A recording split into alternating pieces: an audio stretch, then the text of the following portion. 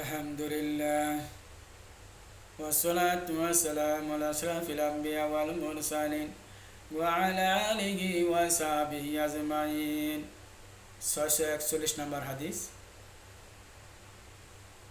সুনানে আবু দাউদ আয়েশা রাদিয়াল্লাহু তাআলা আনহা থেকে বর্ণিত, রাসূল করিম সাল্লাল্লাহু আলাইহি সাল্লাম বলেছেন, প্রাপ্ত বয়স্ক মহিলা উড়না ছাড়া তার নামাজ আল্লাহ কখনো কবুল করে না। খুব গভীর খেয়াল, মা বোনদেরকে উদ্দেশ্য বলছি, কারণ আল্লাহ তাআলা বলেছেন ওয়াকিমুস সালাত ওয়া আতুজ যাকাত। আল্লাহ শুধু এই কথাটা বলেছেন, নামাজ কায়েম করো, যাকাত প্রতিষ্ঠিত করো। কিভাবে করব না করব এটা আল্লাহ কোরআনে বলে দেয় নাই। এটা কোথায় আসতে হবে, রাসূল কিভাবে বলেছেন, হাদিসের ভাষায় নামাজ আদায় করতে হবে। প্রাপ্তবয়স্কের কথা বলা আছে, প্রাপ্তবয়স্ক তারা অবশ্যই পর্দা করতে হবে। প্রাপ্তবয়স্ক যখন হয়ে যায়, সূরা নূরের 31 নম্বর আয়াতে বলেছেন, আল্লাহ তাআলা বলেছেন, হে নারীগণ, তোমরা তোমার বক্ষ দেশ বলেছেন, তোমার চেহারাকে ঢেকে চলো, তোমার চেহারাকে সৌন্দর্য রূপে প্রকাশ করো না, তোমার বক্ষ দেশটাকে তুমি ঘুরে রাখো, ঢেকে রাখো, এটা যেন কেউ জনে না দেখে। এটা সূরা নূরে 31 নম্বর আয়াতে বলেছেন। আপনাকে পর্দাভাবে চলতে বলেছেন, জানিয়ে দিয়েছেন আল্লাহ তাআলা। এটাও আবার আল্লাহ তাআলা রাসূল করিম সাল্লাল্লাহু আলাইহি সাল্লাম তিনিও এটা উঠিয়ে দিয়েছেন। প্রাপ্তবয়স্ক মেয়েদের ওড়না ছাড়া নামাজ আদায় করলে তার নামাজ আল্লাহ তাআলা কবুল করবেন না।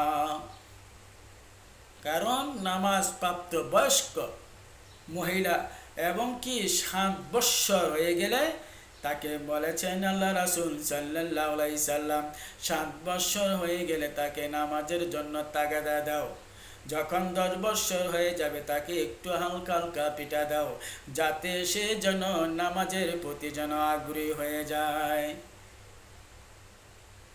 কারণ নামাজে আগ্রহী হতে হলে তার কি করতে হবে, শাসন করতে হবে, না আসবে না সকলে।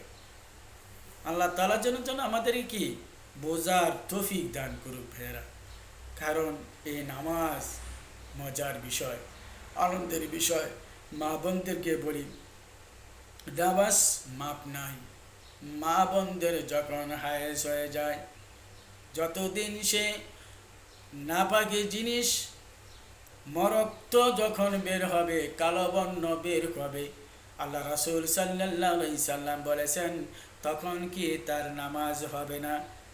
পরিষ্কার করলে শুধু তার নাফাকি থেকে যায়, যতক্ষণ পর্যন্ত তার এটা বন্ধ না হবে ততক্ষণ পর্যন্ত তার নামাজ আদায় করতে হবে না। ইনসাফ করা হয়েছে। আল্লাহ রাসূল সাল্লাল্লাহু আলাইহি সাল্লাম বলেছেন, যখন পিওর রক্ত লাল রক্তটা হবে, তখন তাকে অবশ্যই নামাজ আদায় করতে হবে। রক্তগুলো যদি বের হয়ে যায়, রক্তগুলা পরিষ্কার করে তার সালাত আদায় করতে হবে অবশ্যই। তার কারণ নামাজ এমন একটি জিনিস, নামাজ ছাড়া যাবে না কোনো ক্রমে। নামাজ সালাত আদায় করতে হবে, পড়তে হবে। যদি সে সন্তান প্রসবকালীন, যদিও কি নামাজের টাইম হয়, সন্তান প্রসব হচ্ছে না, তারপরে রক্ত ময়লা পরিষ্কার করে ওনার সালাত আদায় করতে হবে।